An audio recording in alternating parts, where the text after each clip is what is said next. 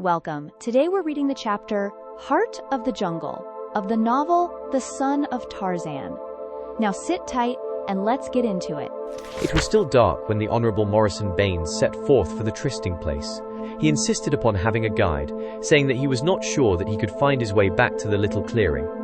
As a matter of fact, the thought of that lonely ride through the darkness before the sun rose had been too much for his courage, and he craved company. A black, therefore, preceded him on foot. Behind and above him came Korak, whom the noise in the camp had awakened. It was 9 o'clock before Baines drew rein in the clearing. Miriam had not yet arrived. The black lay down to rest.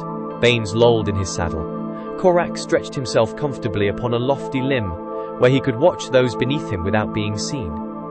An hour passed. Baines gave evidence of nervousness. Korak had already guessed that the young Englishman had come here to meet another, nor was he at all in doubt as to the identity of that other. The killer was perfectly satisfied that he was soon again to see the nimble she who had so forcefully reminded him of Miriam. Presently the sound of an approaching horse came to Korak's ears. She was coming! She had almost reached the clearing before Baines became aware of her presence, and then as he looked up, the foliage parted to the head and shoulders of her mount, and Miriam rode into view. Baines spurred to meet her. Korak looked searchingly down upon her, mentally anathematizing the broad-brimmed hat that hid her features from his eyes. She was abreast the Englishman now. Korak saw the man take both her hands and draw her close to his breast. He saw the man's face concealed for a moment beneath the same broad brim that hid the girl's. He could imagine their lips meeting, and a twinge of sorrow and sweet recollection combined to close his eyes for an instant in that involuntary muscular act with which we attempt to shut out from the mind's eye harrowing reflections. When he looked again, they had drawn apart and were conversing earnestly. Korak could see the man urging something. It was equally evident that the girl was holding back. There were many of her gestures, and the way in which she tossed her head up and to the right, tip-tilting her chin, that reminded Korak still more strongly of Miriam. And then the conversation was over, and the man took the girl in his arms again to kiss her goodbye. She turned and rode toward the point from which she had come. The man sat on his horse watching her. At the edge of the jungle she turned to wave him a final farewell. "Tonight!" she cried, throwing back her head as she called the words to him across the little distance which separated them. Throwing back her head and revealing her face for the first time to the eyes of the killer in the tree above, Korak started as though pierced through the heart with an arrow. He trembled and shook like a leaf. He closed his eyes, pressing his palms across them, and then he opened them again and looked, but the girl was gone. Only the waving foliage of the jungle's rim marked where she had disappeared. It was impossible. It could not be true. And yet with his own eyes he had seen his Miriam older a little, with figure more rounded by nearer maturity, and subtly changed in other ways. More beautiful than ever, yet still his little Miriam. Yes, he had seen the dead alive again. He had seen his Miriam in the flesh. She lived. She had not died. He had seen her. He had seen his Miriam in the arms of another man. And that man sat below him now, within easy reach. Korak, the killer, fondled his heavy spear. He played with the grass rope dangling from his G-string. He stroked the hunting knife at his hip. And the man beneath him called to his drowsy guide, bent the rein to his pony's neck, and moved off toward the north. Still sat Korak, the killer, alone among the trees. Now his hands hung idly at his sides. His weapons, and what he had intended, were forgotten for the moment. Korak was thinking. He had noted that subtle change in Miriam. When last he had seen her, she had been his little, half-naked Mangani, wild, savage, and uncouth. She had not seemed uncouth to him then, but now, in the change that had come over her, he knew that such she had been. Yet no more uncouth than he, and he was still uncouth. In her had taken place the change. In her he had just seen a sweet and lovely flower of refinement and civilization, and he shuddered as he recalled the fate that he himself had planned for her, to be the mate of an ape-man, his mate, in the savage jungle. Then he had seen no wrong in it, for he had loved her, and the way he had planned had been the way of the jungle which they too had chosen as their home. But now, after having seen the Miriam of civilized attire, he realized the hideousness of his once cherished plan, and he thanked God that chance and the blacks of Kavudu had thwarted him. Yet he still loved her, and jealousy seared his soul as he recalled the sight of her in the arms of the dapper young Englishman. What were his intentions toward her? Did he really love her? How could one not love her? And she loved him. Of that Korak had had ample proof. Had she not loved him, she would not have accepted his kisses. His Miriam loved another. For a long time he let that awful truth sink deep, and from it he tried to reason out his future plan of action. In his heart was a great desire to follow the man and slay him. But ever there rose in his consciousness the thought, she loves him. Could he slay the creature Miriam loved? Sadly, he shook his head. No, he could not. Then came a partial decision to follow Miriam and speak with her. He half started, and then glanced down at his nakedness and was ashamed. He, the son of a British peer, had thus thrown away his life, had thus degraded himself to the level of a beast, that he was ashamed to go to the woman he loved and lay his love at her feet. He was ashamed to go to the little Arab maid who had been his jungle playmate, for what had he to offer her? For years, circumstances had prevented a return to his father and mother, and at last pride had stepped in and expunged from his mind the last vestige of any intention to return. In a spirit of boyish adventure, he had cast his lot with the jungle ape. The killing of the crook in the coast inn had filled his childish mind with terror of the law and driven him deeper into the wilds. The rebuffs that he had met at the hands of men, both black and white, had had their effect upon his mind while yet it was in a formative state and easily influenced. He had come to believe that the hand of man was against him, and then he had found in Miriam the only human association he required or craved. When she had been snatched from him, his sorrow had been so deep that the thought of ever mingling again with human beings grew still more unutterably distasteful. Finally and for all time, he thought, the die was cast. Of his own volition he had become a beast he had lived, a beast he would die. Now that it was too late, he regretted it, for now Miriam, still living, had been revealed to him in a guise of progress and advancement that had carried her completely out of his life. Death itself could not have further removed her from him. In her new world she loved a man of her own kind, and Korak knew that it was right. She was not for him, not for the naked savage ape. No, she was not for him, but he still was hers. If he could not have her, and happiness, he would at least do all that lay in his power to assure happiness to her. He would follow the young Englishman. In the first place, he would know that he meant Miriam no harm, and after that, though jealousy wrenched his heart, he would watch over the man Miriam loved for Miriam's sake. But God help that man if he thought to wrong her. Slowly he aroused himself. He stood erect and stretched his great frame, the muscles of his arms gliding sinuously beneath his tanned skin as he bent his clenched fists behind his head. A movement on the ground beneath caught his eye. An antelope was entering the clearing. Immediately Korak became aware that he was empty. Again he was a beast. For a moment love had lifted him to sublime heights of honor and renunciation. The antelope was crossing the clearing.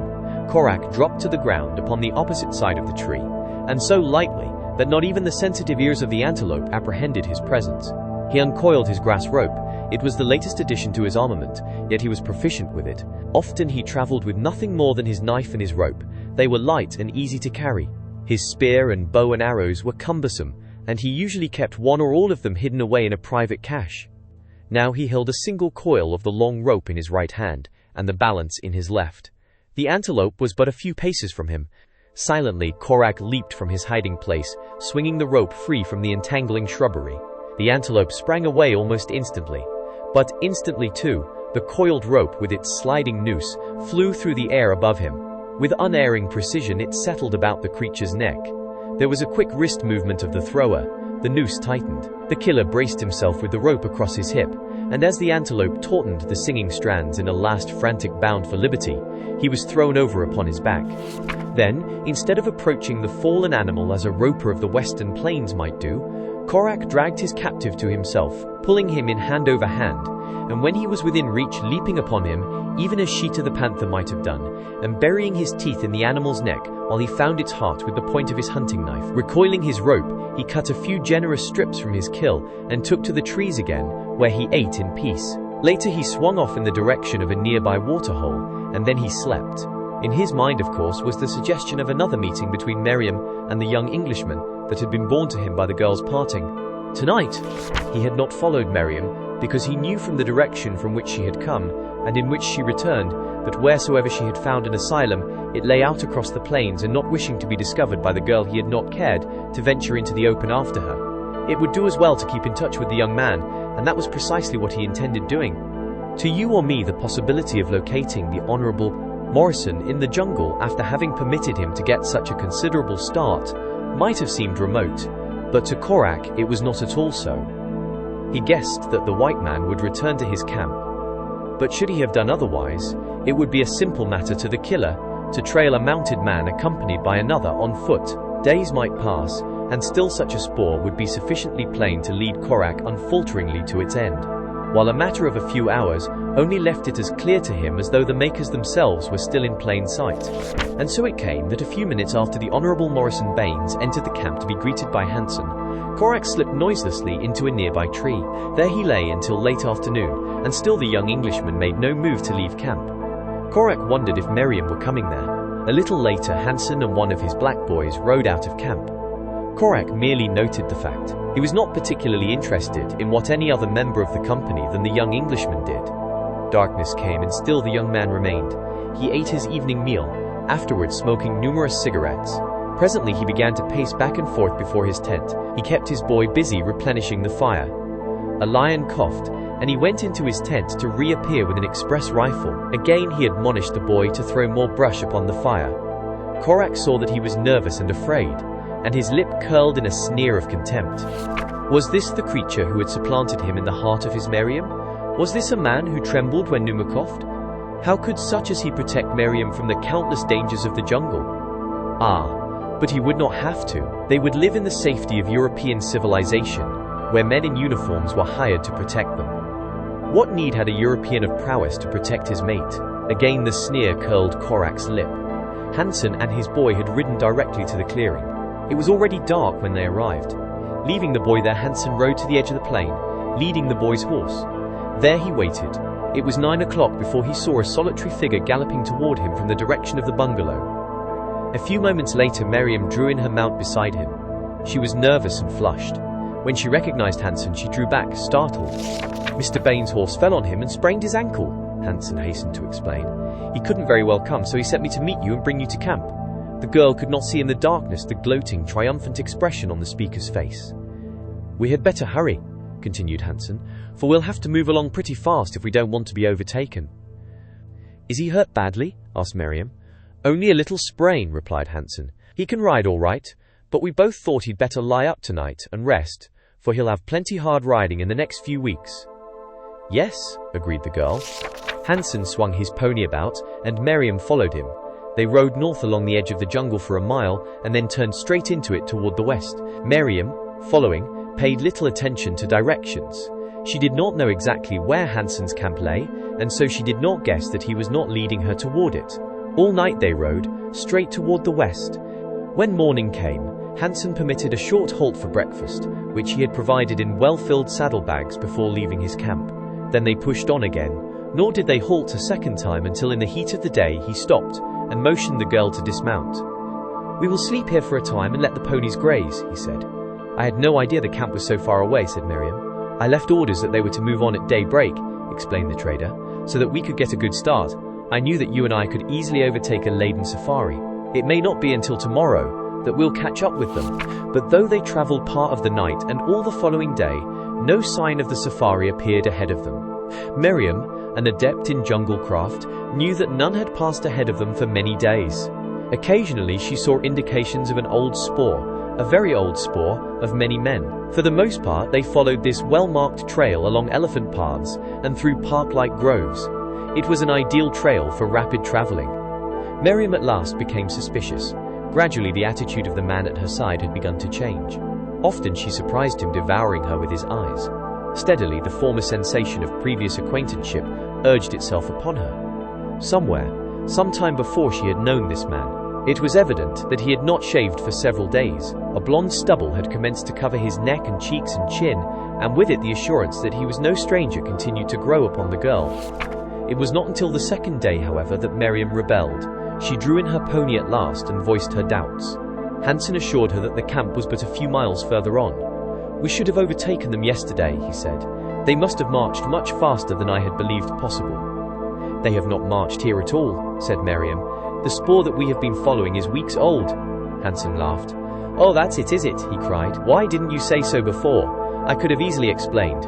We are not coming by the same route, but we'll pick up their trail sometime today even if we don't overtake them. Now at last, Merriam knew the man was lying to her. What a fool he must be to think that anyone could believe such a ridiculous explanation. Who was so stupid as to believe that they could have expected to overtake another party? And he had certainly assured her that momentarily he expected to do so, when that party's route was not to meet theirs for several miles yet. She kept her own counsel, however, planning to escape at the first opportunity when she might have a sufficient start of her captor, as she now considered him, to give her some assurance of outdistancing him. She watched his face continually when she could, without being observed. Tantalizingly, the placing of his familiar features persisted in eluding her. Where had she known him? Under what conditions had they met before she had seen him about the farm of Buana? She ran over in her mind all the few white men she ever had known. There were some who had come to her father's douar in the jungle. Few, it is true, but there had been some. Ah, now she had it. She had seen him there. She almost seized upon his identity, and then in an instant, it had slipped from her again. It was mid-afternoon when they suddenly broke out of the jungle upon the banks of a broad and placid river. Beyond, upon the opposite shore, Miriam described a camp surrounded by a high thorn boma. "Here we are at last," said Hansen. He drew his revolver and fired in the air. Instantly the camp across the river was astir. Black men ran down the river's bank. Hansen hailed them. But there was no sign of the Honorable Morrison Baines. In accordance with their master's instructions, the blacks manned a canoe and rowed across. Hansen placed Miriam in the little craft and entered it himself, leaving 2 boys to watch the horses, which the canoe was to return for and swim across to the campside of the river. Once in the camp, Miriam asked for Baines. For the moment her fears had been allayed by the sight of the camp, which she had come to look upon as more or less a myth. Hansen pointed toward the single tent that stood in the center of the enclosure. "There," he said, and preceded her toward it. At the entrance he held the flap aside and motioned her within. Miriam entered and looked about. The tent was empty. She turned toward Hansen. There was a broad grin on his face. "Where is Mr. Baines?" she demanded. "He ain't here," replied Hansen. "Leastwise I don't see him, do you? But I'm here, and I'm a damn sight better man than that thing ever was. You don't need him no more. You got me." And he laughed uproariously and reached for her. Miriam struggled to free herself.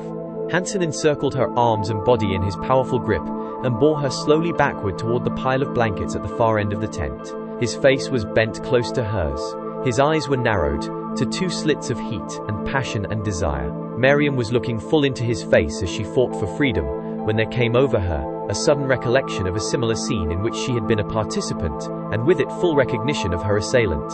He was the Swede Malbine who had attacked her once before, who had shot his companion who would have saved her, and from whom she had been rescued by Buana. His smooth face had deceived her, but now, with the growing beard and the similarity of conditions, recognition came swift and sure.